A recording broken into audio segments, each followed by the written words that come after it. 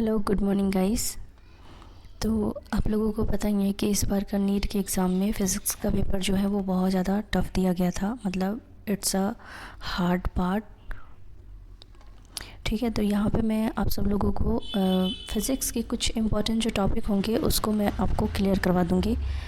और यहाँ पे मैं बस आपका हेल्प ही करना चाहती हूँ, है ना। देखो, सबसे पहला जो टॉपिक मैंने पिक किया है वो है डिफरेंशिएशन एंड इंटीग्रेशन। उसके थोड़े से पार्ट्स का व्यू आज मैं दे देती हूँ आप लोगों को, है ना। जो ये दोनों पार्ट है ना, ये कैलकुलस के हैं। कैलकुलस समझते हो ना आप, जहाँ पे मैथमेटिक्स के टूल्स यूज़ होते हैं उसको बोला जाता है। ओके, तो ये डिफरेंशिएशन इंटीग्रेशन मैथमेटिक्स के टूल्स होते हैं। तो डिफरेंशिएशन अपन समझते हैं क्या होता है ना। देखो, इसको स्मॉल टर्म्स में यूज़ किया जाता है, जैसे dy/dx। ये मतलब कि एकदम नेग्लिजिबल होता है, मतलब माइन्यूट सा एकदम चेंज होता है। और अगर इसको बड़े से चेंज में या फिर सिग्निफिकेंट चेंज करना हो तो डेल यूज़ करते हैं उसके लिए। तो del y/del x, इसका मीनिंग होता है कि rate of change y respect to x। y के रिस्पेक्ट में x को देखा जाता है, ठीक है। x के रिस्पेक्ट में y को देखा जाता है। Significant change delta change dx, अगर सिग्निफिकेंस चेंज हो रहा है तो डेल्टा का यूज़ किया जाता है। अगर स्मॉल चेंज हो रहा है तो वो dx के फॉर्म में लिखा जाता है। और डिफरेंशिएशन को बहुत छोटे से चेंज के लिए देखा जाता है, इसलिए इसका जो फॉर्मूला होता है वो होता है dx/dy, differentiation of y with respect to x।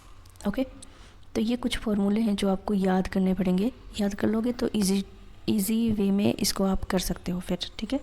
तो फर्स्ट देख लो, फर्स्ट है x raise to power n। तो इसका फॉर्मूला, तो ये y की जगह पे अपन लिखे हैं ना, तो इसका फॉर्मूला होगा, मान लो कोई सा भी आ जाएगा। एग्जांपल मैंने दे रखा है, आप देख लेना इसको, है ना, एक बार।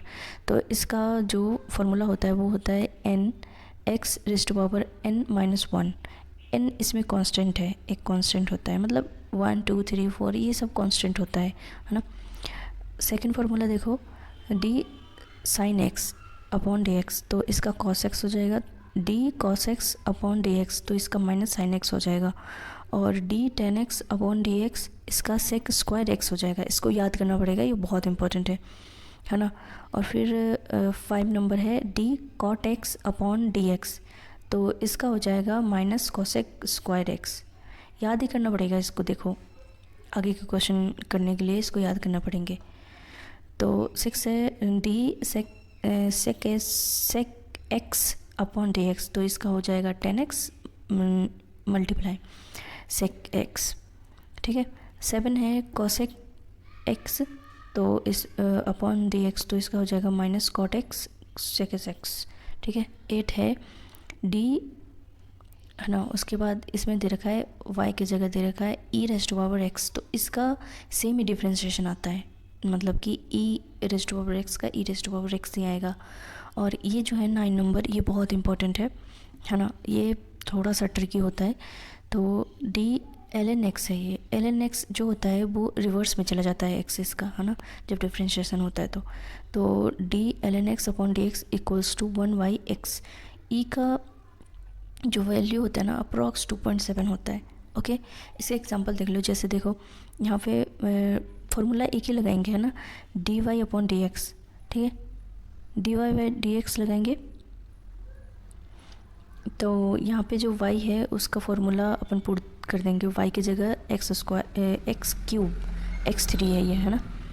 तो x3 में से क्या करेंगे, जो n है ना, n कांस्टेंट होता है, मतलब 3 जो है वो कांस्टेंट है एक।